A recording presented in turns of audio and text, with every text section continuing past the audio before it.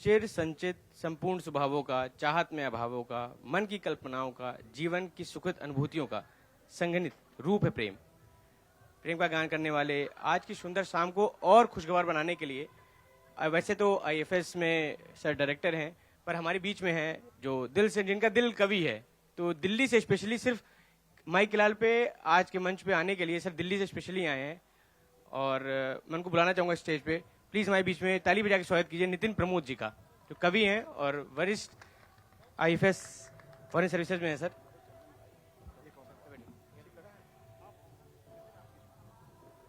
अब सर अकेले बैठेंगे और अकेले कविताएं सुनाएंगे तो अच्छा नहीं लगेगा, तो मैं चाहूंगा इनके साथ एक कवित्री भी हमारे बीच में हो। तो उनकी दो लाइनें हैं, छोटी सी दिल की उलझन में काफी राखे व्याकुल मन में। ये लाइनें जो हैं ये श्रीमती सपना गुप्ता जी की हैं, जो हमारे बीच में है। मैम वैसे तो जीएसटी कमिश्नर हैं गाजियाबाद में, पर मैम को, मैम दिल से कवित्री हैं, तो इनको मैम को बुलाना चाहूंगा प्लीज।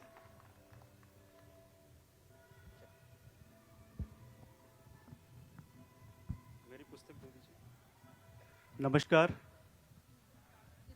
मुझे लगता है कि आप लोग बोर नहीं होंगे मेरी कविताएं सुन के, और मैं आप सब लोगों का कुछ अटेंशन चाहता हूं कि जो चीजें लिखी गई हैं उसका रसास्वादन आप करें, और अगर अच्छी लगे तो हौसला अफजाई भी करें। शुरुआत कविता से ना करके कुछ मिसरे से करना चाहूंगा, क्योंकि आम जनमानस में वो ज्यादा पॉपुलर रहती। तो एक शायर या नायक है जो अपनी नायिका के बारे में लिखता है कि देख कर उसकी नजर इरशाद कह देता हूं मैं। देख कर उसकी नजर इरशाद कह देता हूं मैं। उसकी नजरों को देख कर इरशाद क्यों कह देता हूं? क्योंकि उनमें डूबकर असार कह देता हूं मैं। बहुत खूब सर, बहुत खूब। उसकी नजरों में डूब के ही मैं गजल करता हूं। तो देख कर उसकी नजर इरशाद कह देता हूं मैं, क्योंकि उनमें डूबकर असार कह देता हूं मैं। मुझे उसकी तलब जगती वो है मैं खाना मेरा। मुझे उसकी तलब जगती वो है मैं खाना मेरा। चूम कर उसके लबों को प्यार कह देता हूं मैं। वाह वाह। देख कर उसकी नजर इरशाद कह देता हूं मैं।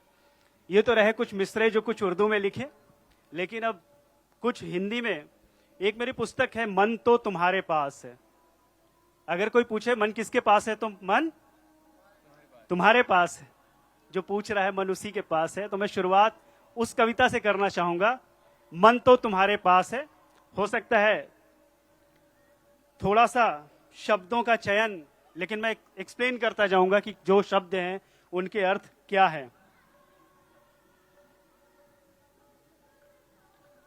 जब तक आप कविता ढूंढ रहे हैं, एक सवाल बस जानना चाहूंगा आपसे। जी। ऐसी प्रतिष्ठित नौकरी है, ऐसी कोई समस्या, मतलब दिल से अचानक ये कहाँ से दार्शनिक जीवन, और इसके बाद ऐसे अचानक ये कविता लिखने का ख्याल कहाँ से आया आपके मन में अचानक? मुझे लगता है कि कवि मैं पहले से हूं। मैं +2 से लिख रहा हूं, और मेरी पहली कविता थी उपमान करूं किससे तेरा। तो अगर मन तो तुम्हारे पास है हम बाद में करते हैं, तो मैं शुरुआत करता हूं उपमान करूं किससे तेरा। ये मैंने +2 में लिखी थी जब मैं इंटरमीडिएट। तालियां बजा के स्वागत कीजिए कि हाँ। और ये जो कविता है ये एक नायक है, एक प्रेमी है जो अपनी प्रेमिका के बारे में, उसकी खूबसूरती के बारे में लिखना चाहता है, लेकिन समझ नहीं पा रहा है कि उसकी तुलना वो किससे करे। तो कहता है कि उपमान करूं किससे तेरा, मैं तुम्हारी तुलना करूं तो करूं किससे। किससे? कि दाग चंद्रमा में भी है, दाग चंद्रमा में भी है, उपमान करूं किससे तेरा। पुष्पों से भी है बद्ध भ्रमर, कैसे कह दूं है अधर तेरा। वो प्रेमिका इतनी पवित्र पायस पावन है कि उसके अधर, उसकी तुलना पुष्पों से भी नहीं की जा सकती। दाग चंद्रमा में भी है, उपमान करूं किससे तेरा। पुष्पों से भी है बद्ध भ्रमर, कैसे कह दूं है अधर तेरा। कहता हूं यदि गंगा जल में, पवित्रता में हम लोग गंगा मां की शपथ खाते, कि कहता हूं यदि गंगा जल में तो निर्मल नहीं है वो तुझसा। कहता हूं जो कल्पना मेरी तो भी सच नहीं है ये तेरा। क्या उपमान कहता किया हूं जो बरतानिया? कल्पना मेरी तो भी सच नहीं है ये तेरा। तुमको यदि मैं परी कहूं, कई कवियों ने तुलना की है अपनी प्रेमिका की परी से, अप्सरा से, कि तुमको यदि मैं परी कहूं तो देखा नहीं है मुख उसका। तुमको आंखों का नूर कहूं तो आंखों में छिप जाओगे। क्यों? क्योंकि नूर आंखों का आंखों में ही होता है। तुमको यदि मैं नूर कहूं तो आंखों में छिप जाओगे, फिर मेरे सिवा तुम किसी और को कभी नजर ना आओगे। तो कहता क्या हूं? कहता हूं हृदय स्पंदन हो, मेरे दिल की धड़कन हो। कहता हूं हृदय स्पंदन हो, मेरे दिल को धड़काने वाली। मेरे नैनों का हो स्वप्न तुम्ही, मेरे स्वप्नों में आने वाली। स्वर्ग की कोई अप्सरा कहां जो तेरे सम्मुख आएगी। देख तेरे रूप रंग को आंचल में छिप जाएगी। तेरी सच्चाई लिखता हूं पर समझ ना आया मुझको ये। तेरा समतुल्य है कौन यहां, उपमान करूं तेरा किससे, उपमान करूं तेरा किससे। सर आपको जिससे स्कूल टाइम पे या कॉलेज टाइम पे जिससे प्यार हुआ होगा, ऐसा खतरनाक उपमान है कोई भी, मतलब आप शब्द ही पूरे रहे, सब कोई भी आपके शब्द सुन के किसी को आपसे मोहब्बत हो जाए, इतनी खतरनाक आपने उपमान किया है सर। नितिन, गजब। मुझे लगता है कि ये जो दौर होता है किशोरावस्था, टीनेज, उसका जो प्रेम होता है, मुझे लगता है हर व्यक्ति उस दौर से गुजरा है। और मैं गलत नहीं हूं तो उस भाव को जरूर महसूस किया होगा जो मैंने कहा है। सर अब मैं सपना गुप्ता जी पे आना चाहूंगा। सपना जी पहले तो चंद लाइनें आप सुनाइए, उसके बाद मैं आपसे सवाल करूंगा। माइक प्लीज ऑन करें। आ रही आवाज? हाँ। नितिन जी ने इतनी अच्छी कविताएं सुनाई, प्रेम की, उपमान की, आपको अपनी किशोरावस्था की याद दिला दी। तालियां फिर से। एक बार फिर से तालियां। मैं भी अगर करियर वाइज देखूं तो एक सरकारी अधिकारी हूं, लेकिन यह है कि अधिकारियों में भी भावनाएं होती हैं और उन भावों की अभिव्यक्ति कभी कभी हम लोग समय मिलने पे कर लेते हैं। उस समय को ढूंढना, बचाना बड़ा मुश्किल होता है। जैसे आपने बड़े अंतिम क्षणों में ही हमें ये अवसर दिया कि हम यहाँ आए और हम यही सोचते रहे कि क्या सुनाएं, क्या बताएं। बड़ी उलझन सी थी, तो इसी उलझन को मैं कविता में व्यक्त कर रही हूँ कि छोटी सी दिल की उलझन में, छोटी सी दिल की उलझन में काफिर आंखें आतुर मन में। छोटी सी दिल की उलझन में काफिर आंखें आतुर मन में, कुछ बातों को दफनाया था, जाने किसका वो साया था। पूछा मुझसे यही सवाल, क्यों रहती हो यूं बेहाल। पूछा मुझसे यही सवाल, क्यों रहती हो यूं बेहाल। प्रेमों के इस मौसम में, छोटी सी दिल की उलझन में। प्रेमों के इस मौसम में, छोटी सी दिल की उलझन में। अपनों ने मुझे बेहद चाहा। थोड़ा मेरा गला खराब है, माफी चाहूंगी। अपनों ने मुझे बेहद चाहा, प्रेम में इतना है उलझाया। उनके अरमानों का घेरा। प्रेम कभी कभी क्या होता है, उलझन भी बन जाती है। उनके अरमानों का घेरा, ना जाने कब बने सवेरा। अंधियारों के अवृत क्रम में, छोटी सी दिल की उलझन में। बहुत खूब लाइनें। तो ये उलझन चलती रहती है, लेकिन संसार का जो क्रम है वो चलता रहता है। आप अंदर उलझे हुए हैं लेकिन बाहर सब सुलझा हुआ है। आप देखिए दिन रात सब अपने क्रम में है। तो उसी को कह रही हूं, सुनिएगा। नदियां क्रम में, पतझड़ क्रम में। नदियां क्रम में, पतझड़ क्रम में, चिड़िया चहके रोज आंगन में। नदियां क्रम में, पतझड़ क्रम में, चिड़िया चहके रोज आंगन में। फूल हवा भंवरे और पानी, फूल हवा भंवरे और पानी, इनकी भी है यही कहानी। क्या छोड़ूं और क्या अपनाऊं, यही सोचूं इस जीवन श्रम में। छोटी सी दिल की उलझन में, काफिर आंखें आतुर मन में। Thank you. इसी तरह हम लोग छोटी छोटी जो बातें होती हैं उसी को अभिव्यक्त करते रहते हैं। अभी मैं नितिन जी की से गुजारिश करती हूँ आपकी तरफ से कि एक और कविता सुनाएं, फिर मैं आपको एक और कविता सुनाऊंगी। यही कहने जा रहा था कि बता दूं कि नितिन प्रमोद जी प्रयागराज से आते हैं, जहाँ पे अच्छे अच्छे कवि लेखक हुए हैं। तो मैं एक चीज जानना चाहूंगा, कोई ऐसी कविता जो आपने अधिकारियों पे लिखी हो? एक्चुअली वास्तविकता ये है कि जो आम जनता है या कोई भी, हम लोग भी जब अधिकारी नहीं थे तो हमको लगता था ना, बाहर से दूर से देख के अच्छा अधिकारी है। लेकिन जब आप अंदर आते हैं तो अंदर आने में भी आपको उसकी वास्तविकता पता चलती है, क्योंकि जो यथार्थ है, मैं सब लोगों का थोड़ा सा ध्यान चाहूंगा, आपको अच्छी लगेगी कविता और थोड़ी सी लंबी है, लेकिन वो शायद अधिकारी जो बनता है उसकी वास्तविकता, कोई किसी भी अधिकारी को जब मैंने सुनाई कविता तो उनको जरूर टच करके गई ये कविता। उसका कारण है कि सभी उस उहापोह से, उसी मनोस्थिति से गुजरते कि एक अपना अधिकारीपन भी बनाए रखना है और किसी को पता भी नहीं चलने देना है कि मन में क्या चल रहा है। इसमें मैंने लिखी थी नव चयनित अधिकारी। जब अधिकारी नया नया बनता है, बिल्कुल सेलेक्ट होता है, कोई बच्चा आज आया रिजल्ट और अधिकारी बन गया, तब उसकी मनःस्थिति क्या होती। वो अधिकारी जब ट्रेनिंग में जाता है तो क्या मनःस्थिति होती है। ट्रेनिंग के बाद जब अब निकलता है, अपनी फील्ड पोस्टिंग पे जाता है, डीएम बनता है, एसपी बनता है, और तब क्या मनोस्थिति होती है, और धीरे धीरे जब वो उच्च अधिकारी बन जाता है तब क्या स्थिति होती है। थोड़ी सी लंबी कविता है लेकिन आपको अच्छी लगेगी और आप इस बात को अप्रिशिएट भी करेंगे कि आप इस कविता को सुन के काफी कुछ अधिकारी की मनःस्थिति समझ सकेंगे कि क्या होती। तो आप में से बहुत सारे लोग जो तैयारी कर रहे होंगे तो ये उनके लिए भी है, तो कृपया करके इसको ध्यान से सुने। देखिए, वो तो बाध्य है, नेसेसरी इविल है। अगर आप सिलेक्ट होते हैं तो आप इससे मुझे लगता है कि डिस्करेज मत होइए, हतोत्साहित मत होइएगा, लेकिन ये बाध्यता है, अनिवार्य बुराई है, और आप सिलेक्ट होते तो आपको उसके थ्रू जाना होता है। तो मुझे लगता है कि आप सुने, कविता एंजॉय करें, अधिकारी के मन की बात समझें, और अगर तैयारी कर रहे हैं तो जोर से जी जान लगा के जुड़ जाएं और तैयारी करें। नव चयनित अधिकारी, उच्च प्रतिष्ठित सेवा का एक नव चयनित अधिकारी, बहुत हाईली रेप्यूटेड सर्विसेज मानी जाती हैं इनसे, आईएएस, आईएफएस, आईपीएस, इससे ऊपर सर्विस नहीं है। तो उच्च प्रतिष्ठित सेवा का एक नव चयनित अधिकारी भ्रम की स्थिति में था, दुविधा उसकी थी भारी। अब आप लोग सोच रहे होंगे क्या भ्रम की स्थिति थी, तो उसके भ्रम थी कि न उच्च प्रतिष्ठित सेवा का एक नव चयनित अधिकारी भ्रम की स्थिति में था, दुविधा उसकी थी भारी। कैसे उठे व बैठे, कैसा व्यवहार दिखाए, अकड़ के बैठे बात करे या फिर विनम्र हो जाए।